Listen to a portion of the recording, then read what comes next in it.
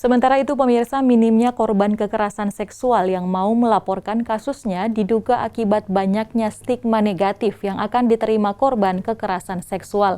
Dosen filsafat Universitas Katolik de la Salle Manado, Valentino Lumowa, berpendapat hal tersebut adalah kesesatan berpikir. Kasus kekerasan seksual yang dilakukan oleh oknum dosen yang mencuat baru-baru ini banyak menarik perhatian publik. Pasca viral, satu persatu korban mulai bermunculan dan bersuara. Fenomena minimnya korban kekerasan seksual yang mau melaporkan kasusnya diduga akibat budaya negatif di tengah masyarakat yang sering ditujukan ke korban kekerasan seksual. Kesesatan berpikir. Nah, memang terjadi kesesatan berpikir di sini. Ketika orang mengatakan begini, lah saya kan melakukan itu karena pancingan dia. Iya. Itu jelas logika yang salah. Itu jelas kesesatan berpikir. Karena apa? Who make the decision? Ya. Sendiri kan? Ya. Lalu kenapa mau blaming kondisi yang ada di luarnya?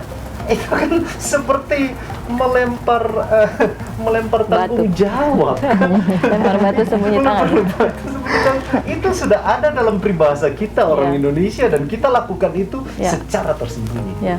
Dan itu menurut saya sangat-sangat seharusnya kita harus sadar bahwa ini memalukan. Dan harus diluruskan cara berpikir seperti itu. Masa mempersalahkan orang dengan busananya dan kita yang melakukan kesalahan mengatakan I did that because of that. Lumowa pun berharap kasus kekerasan seksual yang telah sangat melecehkan lembaga pendidikan tinggi dapat ditindak tegas agar kejadian serupa tidak terulang lagi. Regina Mangkei melaporkan untuk Kawan WA TV.